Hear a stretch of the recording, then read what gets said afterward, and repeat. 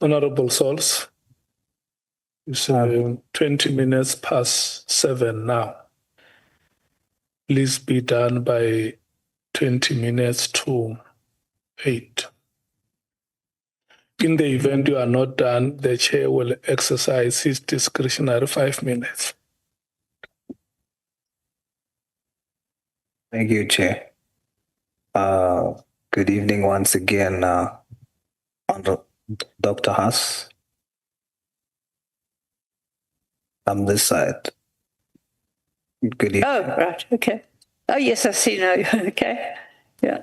If you don't see me, just follow the teeth. No, I was vaguely thinking of something else. Sorry, I was, but I mean, sorry. I knew you were there somewhere, and I couldn't remember. But now you mention it, I see you. Yes. Okay. Dr. Haas, let me start off by being very frank with you. Please. The methodology, though your methodology comes with very good intentions, you must understand, for the purposes of the committee, the methodology of stating things that you have obviously researched, heard from certain people, but if you haven't verified them and you put it to us, those are things that we cannot use for our investigation. So what I'm going to seek to do, as I studied what you submitted to us, I'm only going to zoom into things that I think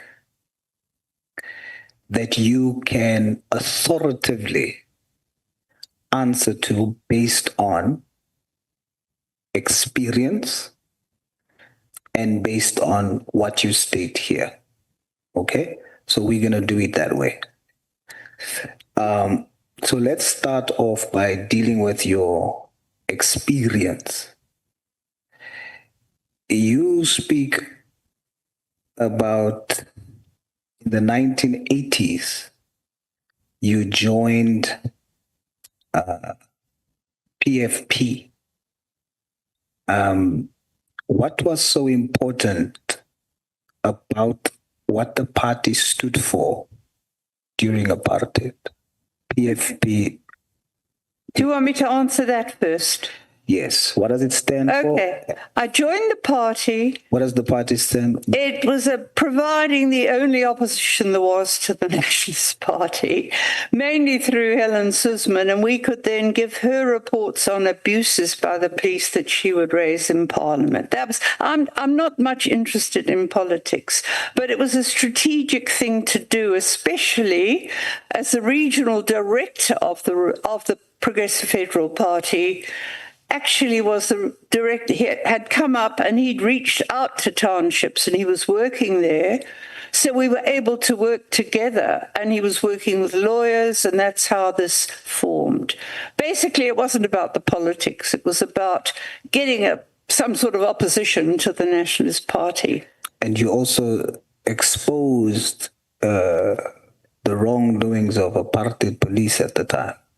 Absolutely. We took affidavits about the abuses, and Ainsley was very involved in working with the lawyers who were, there was a lot of illegal detentions then, for example. We needed lawyers, so he was doing that.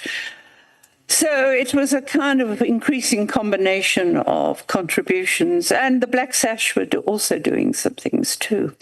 And then also you worked closely with the Goldstone Commission. Who set up the commission? President de Klerk set up the commission, but I know you're going to say apartheid judge, but some of the judges were okay. There were some that were very good. Dr. Haas, Solda, please do not assume what I'm... Oh, somebody said it was an apartheid judge. Just follow my line of questioning. Okay. Very good. All right. So... de Klerk did so. You are not very positive about police behavior even during that time. Tell us a little bit about that. With the time in the early days of the Goldstone Commission, do you mean? Yes. Well, I mean, I think that's on record. The police were coming and saying, right, and I was kind of quite amiable towards them. They were welcome, and I just these were kind of white security police, put it that way, mainly. But the police, for example, the stability units that were in the townships had a very negative image in people's mind, because they went in and disarmed anything, even a few homemade meth before the killers came. And so there were negative stereotypes about the police. And of course, trust feed happened. And in the trust feed case, the police were shown to be working with the people that went in at the massacre. I mean, that was all. So when I say that, I'm saying that, they didn't necessarily change their behavior. Some tried to show that they had.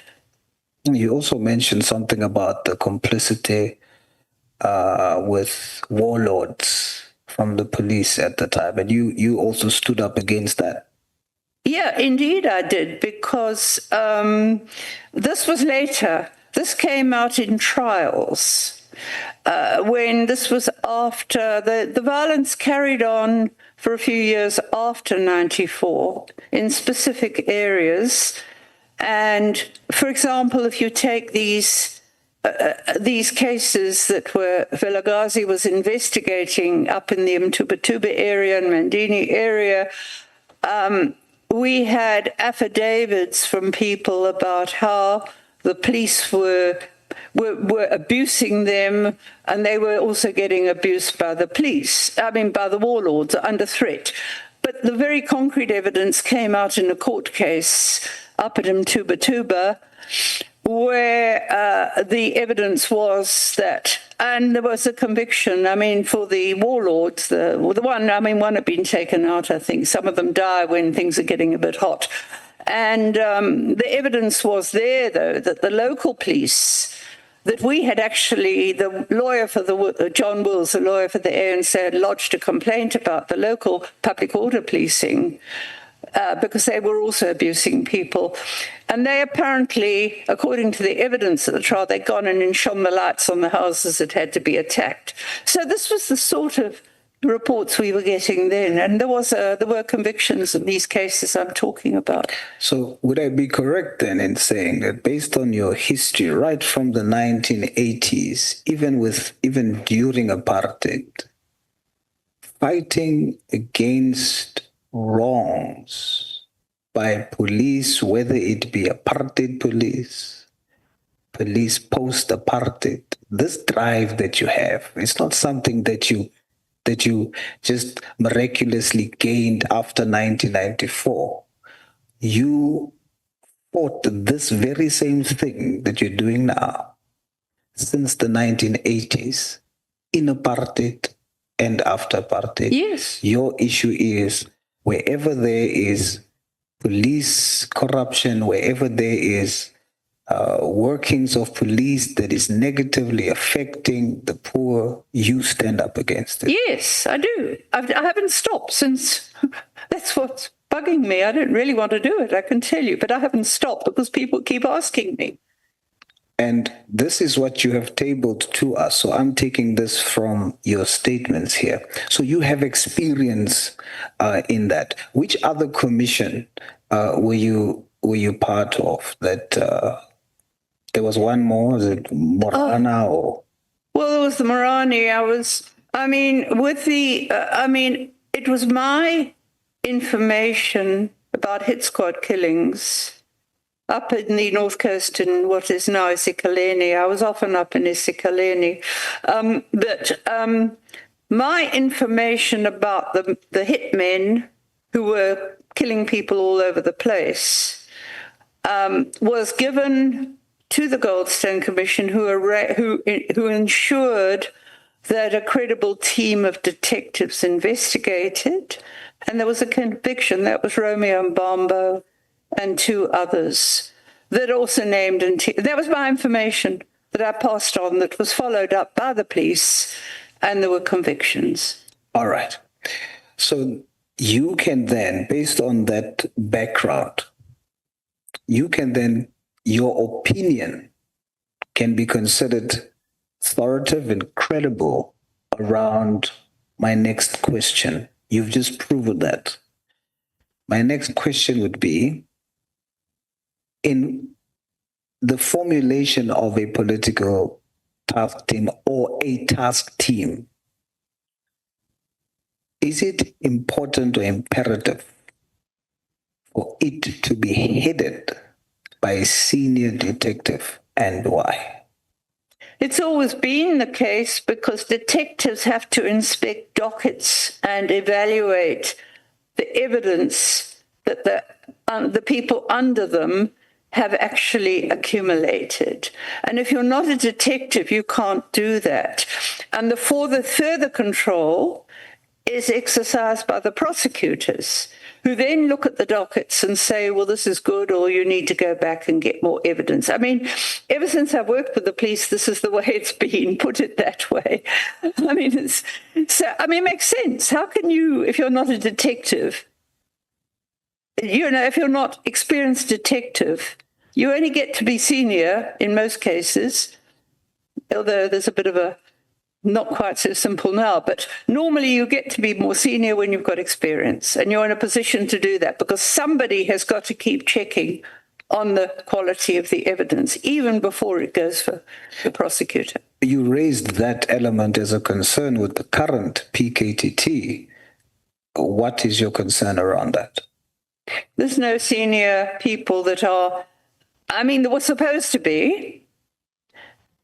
As I said to you, the national deputy for detectives was in overall charge. He had to have the reports, but there was a brigadier who was the local provincial person, and that brigadier very soon left. And people say, well, no. And they all say the same thing. No, he couldn't take it anymore because he was getting instructions and he was in charge of investigations. He was the one that did the dockets then, I was told. So, and then it seemed, I have not come across another name that's there all the time. If I would say to someone, well, who's doing the dockets now? Well, there was a captain who came in and there's a colonel. That's, why? Why isn't there a fixed structure? So who is running the PKTT now? And what is your information on whether or not he qualifies as a senior detective? Well, I'm told, and this I don't know at this stage, I'm told that some of the people that were in the task team have gone back to their bases that they came from. One might have been a stock theft sergeant somewhere, or, it could have been, not all the people in the task team were detectives. But I'm not sure those that were carrying dockets that are in court, I'm not sure who is now overseeing them. In theory, it should be a senior person in the province. All right. So I don't know, though. I can't answer that because I do know that in the case of the police, there isn't one. There's just the prosecutor.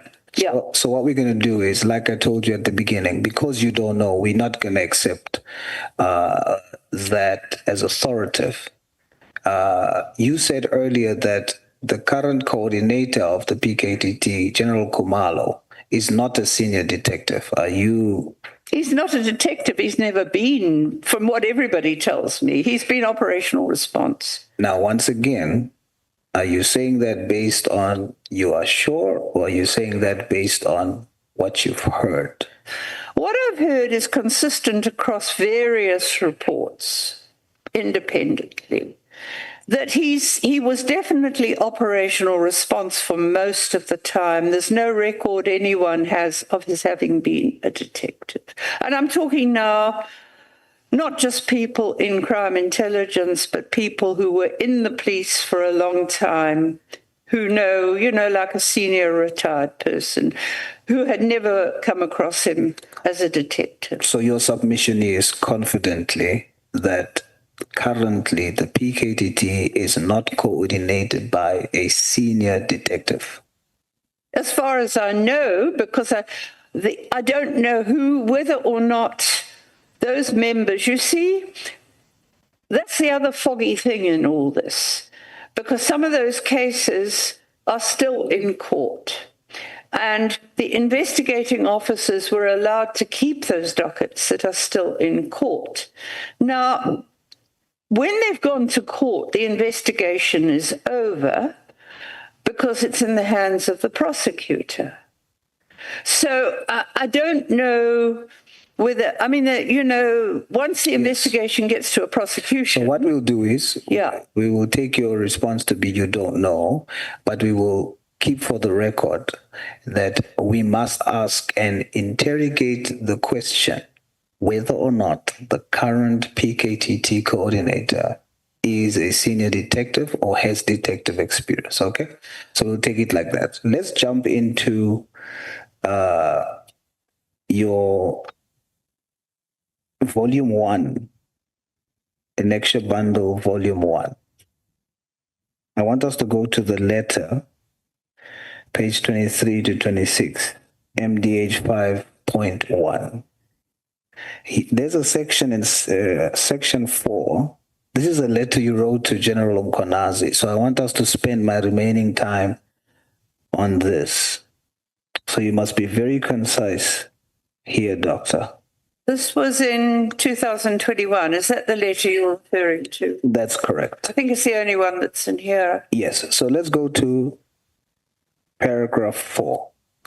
The reason why I'm zooming into that is because, once again, I'm going to test the authority of your evidence, or what you are supplying as backup of your position, because you use the words you can confirm. So if you can confirm, then that means it is something that we can use.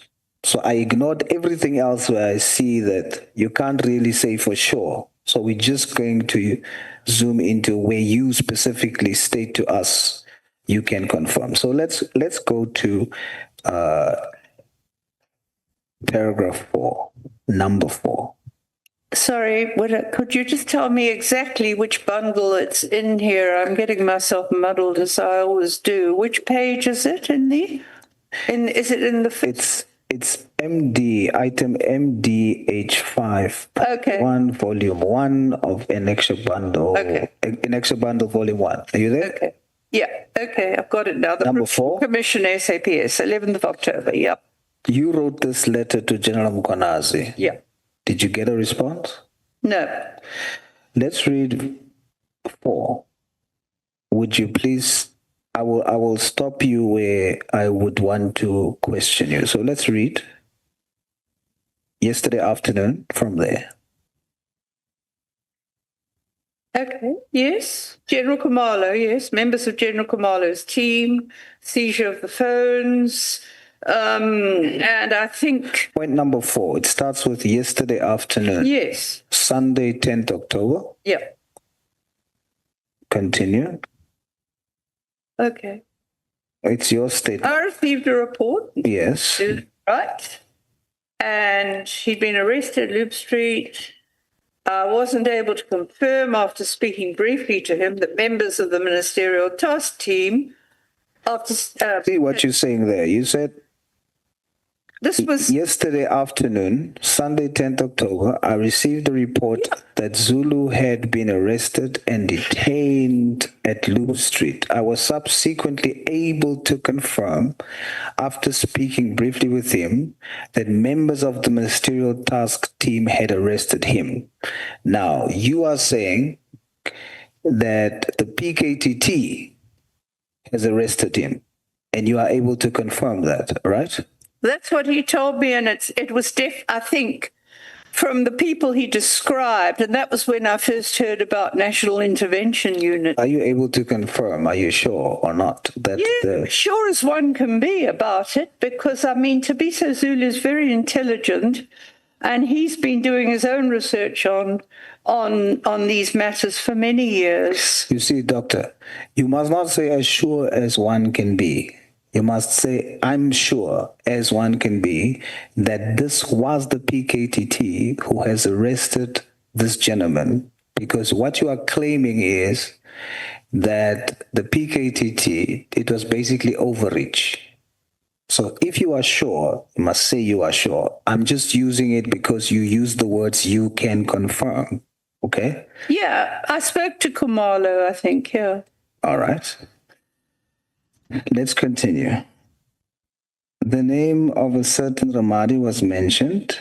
Conversation, the arresting officers had seized 2 cell phones in the possession and told him that they were going to download the content of the telephones. These telephones should have been stored securely at Loop Street Station, but a duty officer confirmed that the arresting officers had made an entry that they had removed the phones, but no contact details were available for me to follow up. I did speak to General Komalo about this, and I also sent him messages complaining about it. How did you speak to General Komalo about this? On the telephone. So you have telephonic records that you have spoken to him about this?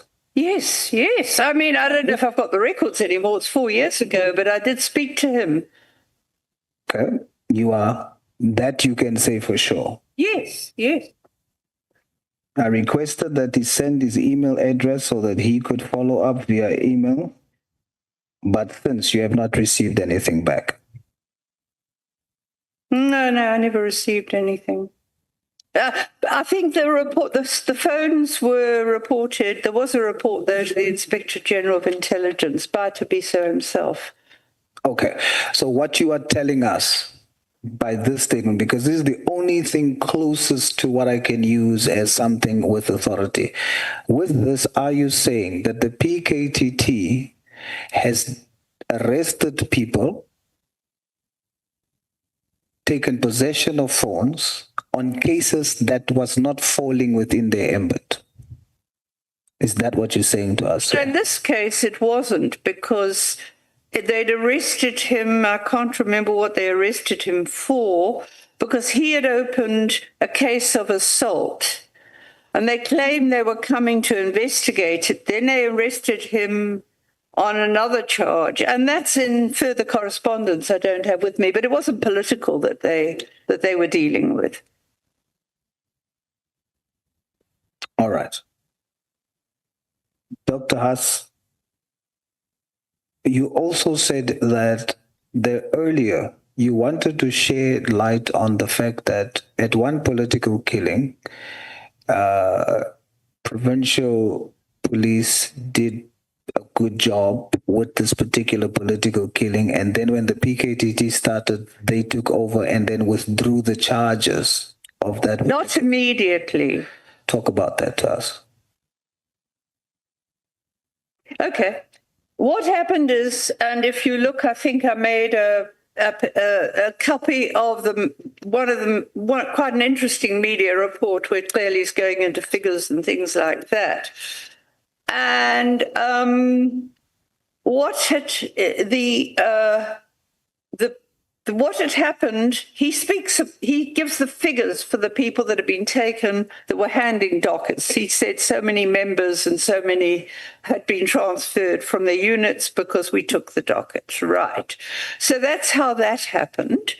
And then initially, in the first, and I haven't yet pieced together the whole timeline, because initially there was supervision of the task team. There was a Brigadier Ngwenya who was there, and he looked at the dockets. This would have been, I think he was still there. I think it would have probably been around 2020.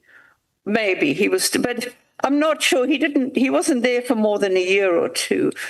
And one would need to say, well, but it wasn't the immediate takeover, but it was soon after the takeover that those charges, by 2020, the charges had been withdrawn in those 3 cases that had been handled by provincial people. against the politicians. Because in the Magaka case, they didn't withdraw the charges against any of the hitmen. They didn't give them bail either, but then a new prosecutor came in and he gave them bail, apart from the one that was Ngwengwe, because I think he had another conviction. But you are saying that the PKTT withdrew those cases? Yeah. Yeah, they did, because they were in charge then. Thank you, Chair. Are you done, Honorable Sauls? Yes, sir. We don't want even a minute, a discretionary minute from the chair. If I would take a minute, Okay. then it is something that I would want to say to Dr. Haas. You are allowed. Frankly, Dr. Haas, there is a scripture that says, knowledge puffs up. Knowledge puffs up. And oftentimes, I want to share with you, honestly, I've never understood that scripture until today. Your vast knowledge and experience, in your wisdom, strike a balance when how you come across to people based on that. I can suspect when I look at the way you speak in your writing, even if you use the words please and I request, but you said to General Mkwanazi, please also either ascertain from General Komalo or request the email or request he emails me directly whether the police who arrested Tabiso Zulu had obtained a warrant. It's like you are speaking to a provincial police commissioner who has people under his command. And when you, from outside, almost speaks as if you are commanding him rather than you are seeking to join hands with him, you come across as puffed up. And mine to you would be very humbly, respectfully, caution against what Scripture tells us. Don't allow your knowledge to puff up. Thank you. Well, I didn't know I was rude to General Mkwanazi. Sorry. You must start by saying hallelujah before you respond. Oh, sorry. Hallelujah. Okay, right. Well, thank you. I mean, I appreciate, even if you're, I've dealt with this sort of criticism for 40. Look, it's like déjà vu for me. People were saying this about me in the 80s. So, okay, right. But I do try to be polite when I communicate with the police. But look, they are civil servants. They should be accountable to the public. It's as simple as that. You shouldn't have to beg them to be accountable. That's what they should be doing, and most of them aren't. So, and I also learned years ago, and this sounds bad, I try to be polite when I communicate with them, but sometimes I see that they're just basically bullies, and the only way you deal with bullies is to bully them back. And then they get the message. So, but it depends. I'm not saying I do this universally with police, but you actually have to stand up to them and say, but these are people's rights. Can you just, inform them or help them or whatever they need to do? But maybe you should consider that's perhaps the reason why you didn't get a response. Okay. I'm joking about it, actually. Thank you so much, Honorable Sauls. Follow up, Honorable Matthias. Thank you, Chair. Dr. Diaz, in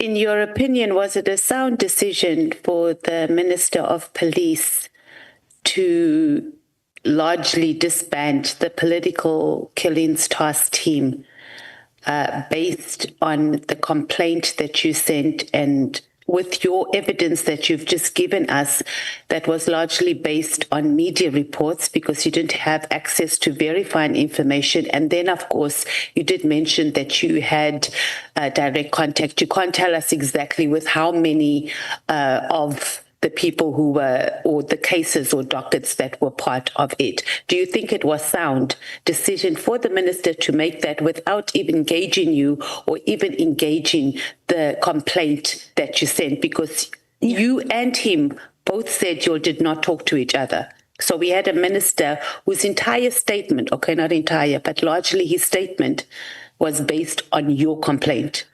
Look, so was it sound? I think you must just tell us whether you think it was sound, given what you sent to him, Doc.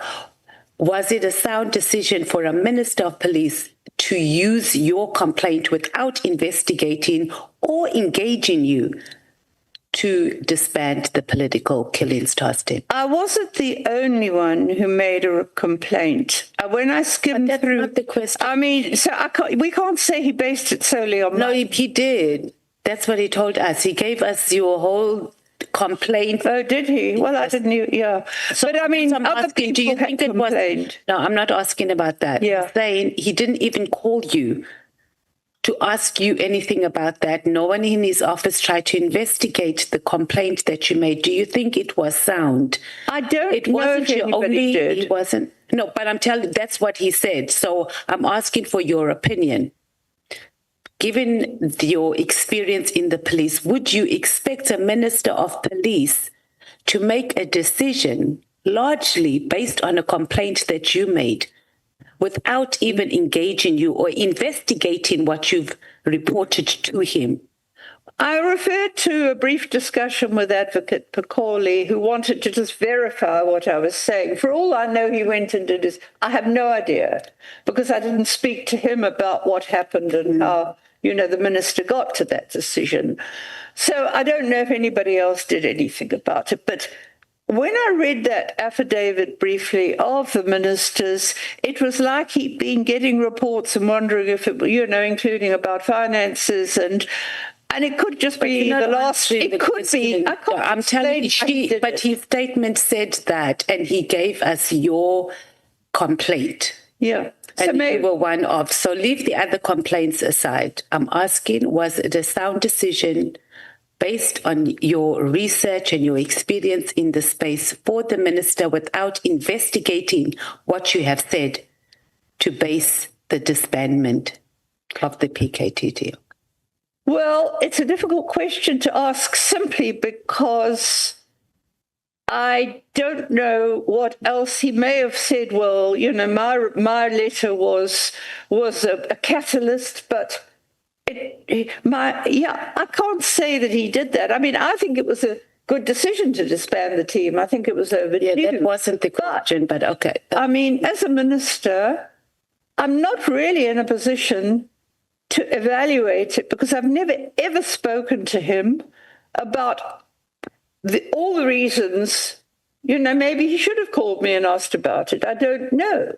But I've never spoken to him about, well, what else led you to disband it? We've never had that conversation. So how can I make a proper assessment, I think? But I was happy to see the team was disbanded. I would have been quite happy with an inquiry into it even, like we're having now. Yeah. Honorable Matthijs, are you satisfied? You say it was a good decision to disband. Absolutely. Okay. Yeah. Honorable Nwala. Thank you very much, Doc. It looks like your evidence is based largely on one aspect of the PKTT, which is SAPS. Which is? SAPS. Are you aware that the PKTT is a multidisciplinary team? Yeah. Well, yes, but I haven't seen evidence of it. I've seen the intelligence aspect, and that's all I know. You haven't seen evidence of what? Oh, of course, the multidisciplinary, the justice is in it too. Yeah. But I've never seen public pronouncements. I've only seen a minister saying that we've got this team. And I know that they've spoken, I think, in the Madlanga Commission about how they're working with justice people, and that came in when one of them arrived. They weren't initially. There were no dedicated prosecutors. Are you aware that the PKTT comprised SAPS, NPA, Crime Intelligence, State Security, Correctional Services? Yes, they have different roles. Crime intelligence. Are you aware that it was comprised by a multidisciplinary team?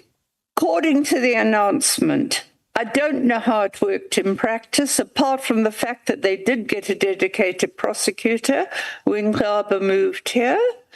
And the point is, intelligence is part and parcel of all investigations. You don't have to be a multidisciplinary team to access information from crime intelligence. It's a separate component. Okay. So it's not new to access intelligence for it, but you should at least note your things to different prosecutors. Lastly, Doc, you wrote a letter to the minister that he must instruct the National Commissioner to dissolve the PKTT. Two big issues. Is it a concession that the person who bears power to dissolve the task team was the National Commissioner, not the minister? No. The National Commissioner did not set up a task team. It was set up you say at in your letter, level. Did you not say in your letter the minister must instruct the National Commissioner to immediately dissolve the task team? Yes. Isn't that a confession or a concession that the person who's supposed to dissolve is the National Commissioner? Yes. If you're saying, so we are saying the National Commissioner was supposed to dissolve. But he had not to have the ministerial approval. Beg your pardon? He had to have ministerial approval. It was set up. It's fine. It's fine. So, and look, the role of a minister. No. Yeah. Yeah. Yeah. Okay, may you take a deep breath, all of you. Okay. Yes. Don't breathe heavily on each other's neck. You can imagine a younger South African and a senior citizen in a comrades marathon trying to run the race at the same pace. It's not possible. There must be different categories of entries. No? Yeah. Let's continue. Honorable Ngola. Thanks, Chair. I'm saying, is it your concession that the person who was supposed to dissolve the political killing system is the National Commissioner, not the minister? Because you wrote a letter to the minister and said he must instruct the National Commissioner to dissolve. This minister was not acting in the same operational manner as the former minister. And I know that because I've been told, for example, by another very good detective. Doctor, let's go straight to the... All right. Okay. Do you concede that the police commissioner was the relevant person to dissolve the PKTT? If he was instructed by the national minister to do it. The national minister works through the national commissioner. So you are saying that the minister makes a policy pronouncement and the commissioner implements that policy? Yes. So your interpretation is that the decision is like a policy pronouncement? Yes, it is. We don't need this anymore. I mean, he's entitled to do that, I think, especially if it's costing a fortune. When you say we don't need this anymore, who else do you include in that way? Well, no. It's sorry. That was just a throwaway comment. I'm just guessing on. He came to the conclusion because I see that he is looking at finances as well. No, it's fine. Yeah. Thank you. I'm taking the Chief Whip, Honorable Nomvana, and Honorable Skosana. We will come to you, Honorable James. No, thanks, Chair. No, I wanted to do a follow-up on 2 issues, or maybe 3 issues. The first one, Dr. Diaz, it has to do with what Honorable Ngwala was asking. You wrote a letter to the minister to instruct. Why didn't you just ask the minister to decide? Because why didn't you just ask the minister to dissolve? Why should the minister still go to somebody else? Because by implication, when you recognize, even as you are preparing for your letter, that the minister must confer to somebody else, you are recognizing automatically that that person might have the authority to take a decision otherwise. The role of a minister, and I think people have lost sight of this because they're used to seeing ministers running around doing things themselves. This minister, even when he was the premier, he worked through his office. He wasn't running around like some of the others that we have.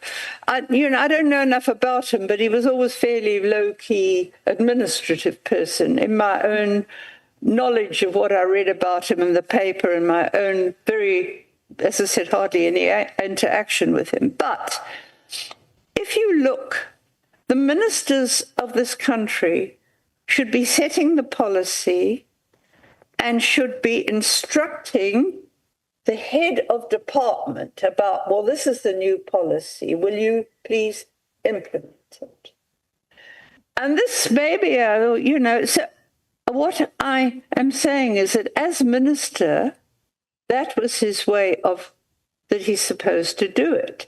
Because when the team was set up, it was the minister who went to, General Satole it was then, and said, we've decided to set this team up, and that it was agreed in principle that Satole would do it. He, through the minister was giving instruction, and Satole did it in the structure that he thought would be best to deal with the political team, but still reporting. So it's exactly the same thing in a sense. Clearly is saying, well, we're setting this team up. And I'm trying to now say to myself, because as I said, I just skimmed through Mkhuna's affidavit because I was more interested in what he could tell me about all the cases they spoke about. But he did seem to be taking into account things like what it was costing, and he probably may have heard that because, as I said, the Deputy National Commissioner tried to, according to a media report, the Deputy National Minister had brought it up with the National Commissioner. So I don't see it I see it as a perfectly rational decision by a minister who's got the power to do it in terms of the Constitution. Okay, just operate through the head of department. Okay, just one last follow-up so that I don't take a lot of time for my colleagues. Now, flowing from what Honorable Matheus was saying, the one sitting next to me, about the sources that the minister relied on to take a decision. Now, let me say to you, because you, judging by your own experience, you are a very seasoned academic. You understand the value of research and the significance of decisions based on research. You don't comment on it now. I would suggest you deal with it together. Now that we have seen you saw the affidavit of the minister. You were quoted extensively there. Would you not conclude, or would it be unreasonable for a South African who has been following these developments, would it be unreasonable for them to come to the conclusion that part of the leading information at the disposal of the minister when he was taking a decision was the extensive submission made by you? And therefore, that submission made by you, as we have been dealing with it in the discussion here, is not necessarily a complete, in a sense that it's a one-sided view without verification on the other side. How do you think South Africans will read and interpret that kind of a situation? Or what is your comment on that, with the benefit of hindsight?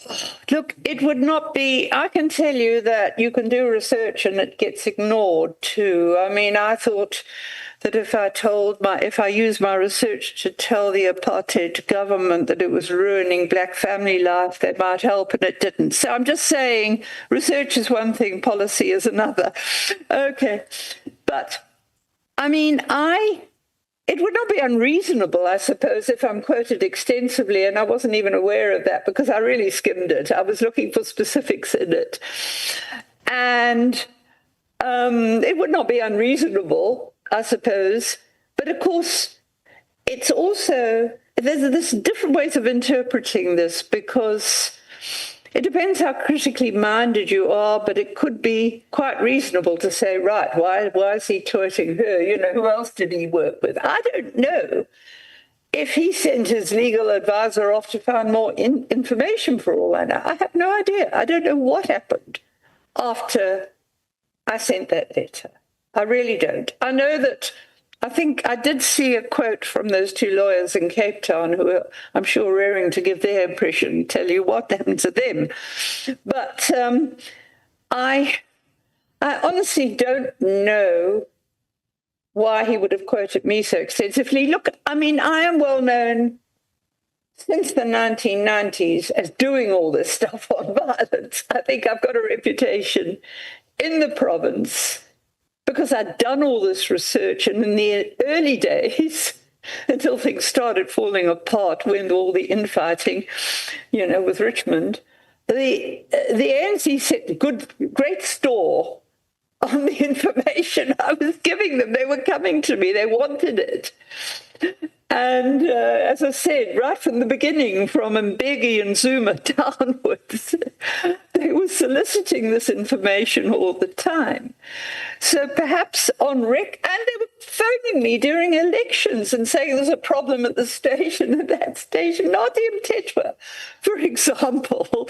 You know, they were coming to me. So I don't know if that was what informed his decision that I was the one who would know what was happening. I honestly don't. I can't answer. Thank you so much, Doctor. Honorable Nombal. Yeah, no, thanks, Chair, once again. My follow-up relates to a response that has been given by Dr. Meriti Haas to a question of Honorable Ngola, who was asking if she is aware of the fact that the PKTT was multidisciplinary by its design. And the response was that you were not sure if practically it was because you never received any report confirming such. Now, somewhere in your statement, and in particular on paragraph 10, page 5, you are saying that many cases were withdrawn by the PKTT. That is what you are saying. Now, do you agree with me that when a docket is in possession, or when the docket is in the hands of the NPA, it's only prosecutors who can withdraw cases? Yeah. So when you say here on paragraph 10, page 5, cases were withdrawn by the PKTT, what do you mean?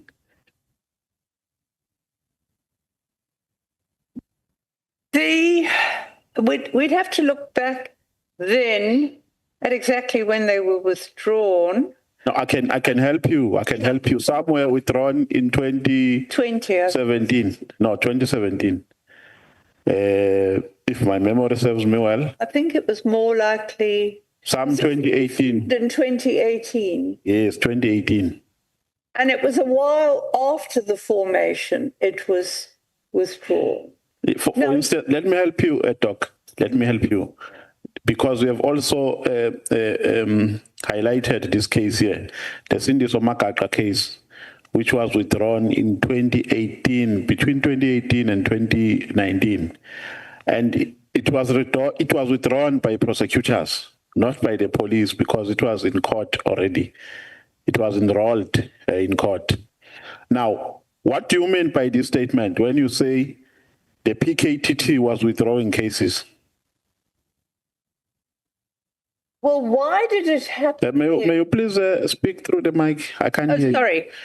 Well, I would ask myself a question. Why did it happen then? Because were the cases, was there in effect, I mean, people had been charged. Now, why suddenly wasn't there enough evidence to charge them? I don't know. I mean, we can dig that out quite easily for the Magaka case, I think. But I'm not sure who the prosecutor was at that stage, but initially, you see, again, this would be something, one would look at the prosecutor, but the initial prosecutor was actually quite a good prosecutor. So one would have more faith in his judgment than one would do in the one that came after. I'm afraid. I mean, I can't, the doctor is not answering my question, and my time is very limited. Yeah, sorry, but I can't. She is peripheral, Doc. What do you mean here on paragraph 10, page 5, when you say cases were withdrawn by the PKTT?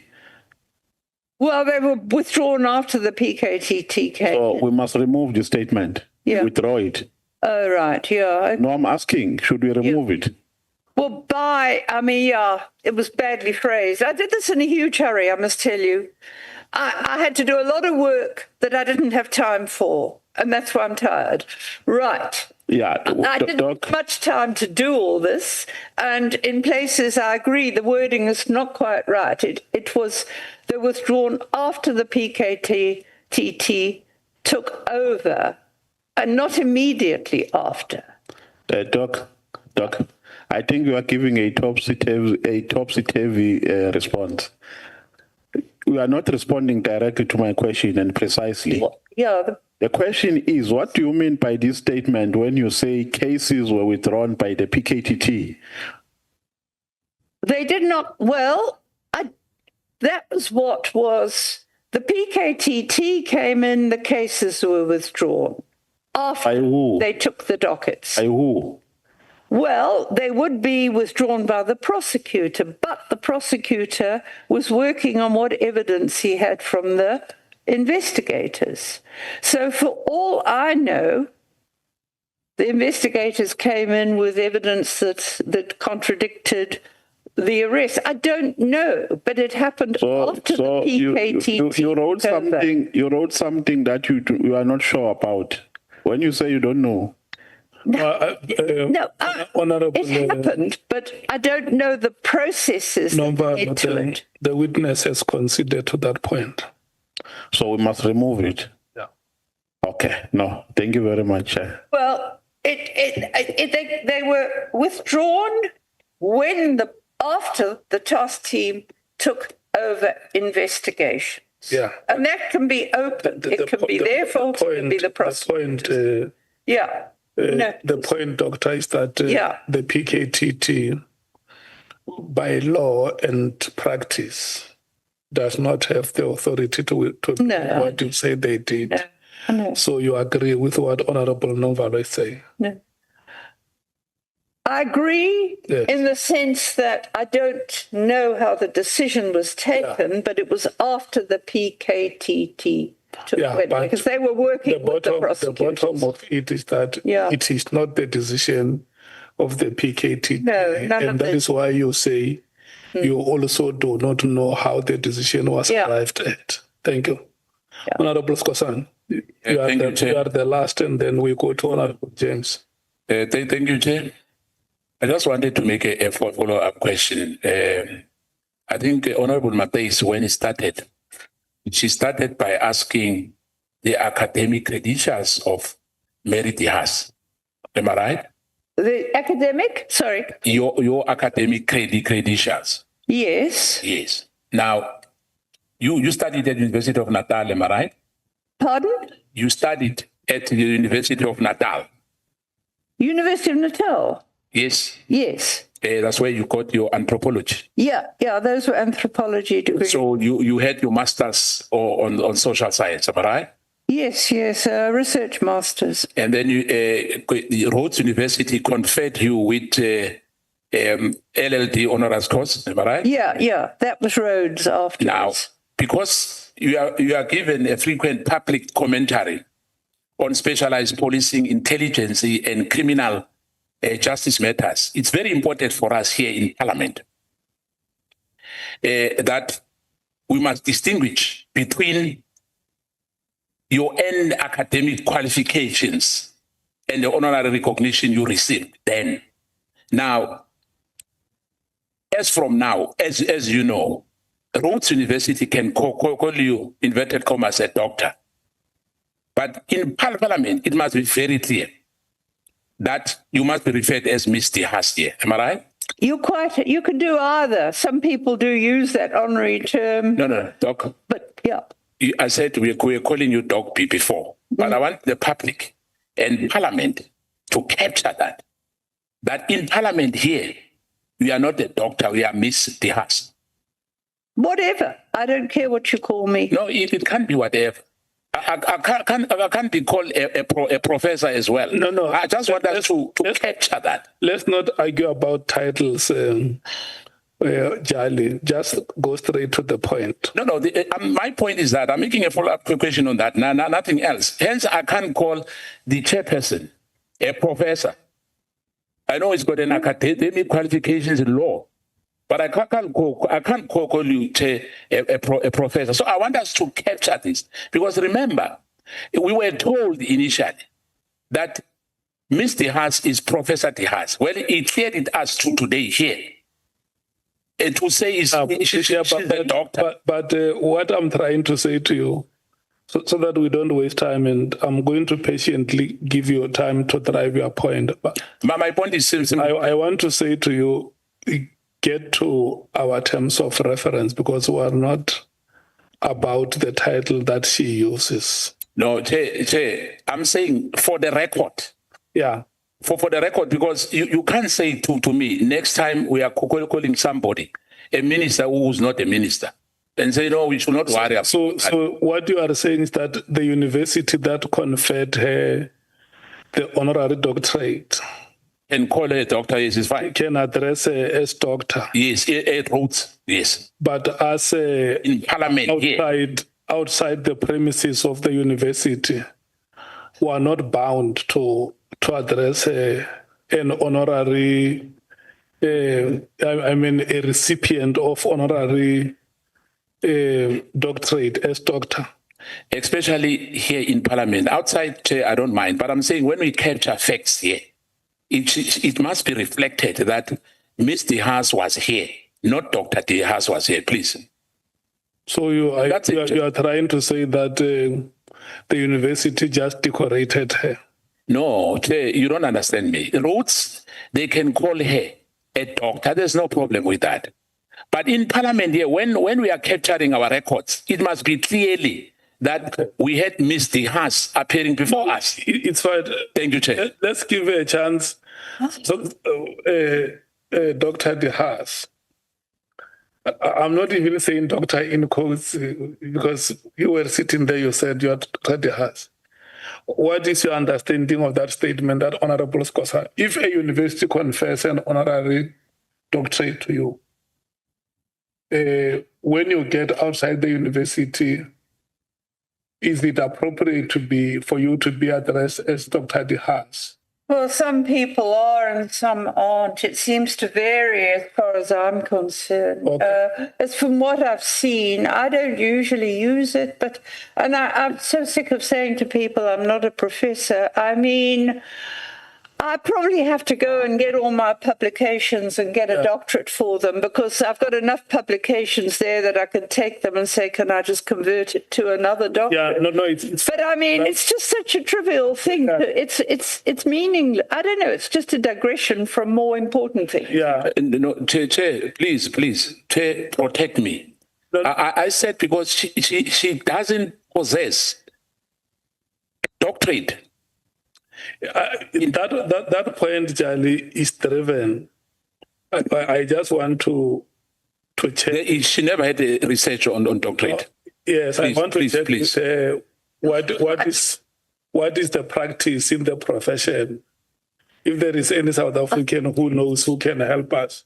Well, may I just explain what happened to my doctorate? I started it in the 1980s. I was diverted because I got an offer from the Human Sciences Researcher to get money to research. So I put it aside. I then wrote chapters on the theory of the time. And you have to, then I got caught up in all this violent stuff. No, it's fine. And it went on and on. I did 4 different theoretical. Let's stop it here. It's something Thank you, Chair. we'll come to at the end of the proceedings. Thank you, Chair. Maybe we can be assisted on that one. It must not. There's nothing silly, Must Chair. not Please. derail our meeting. Look, you have not completed your doctoral degree. You know, for good reasons, I may tell you, very good reasons. That is acceptable. It's fairly reasonable.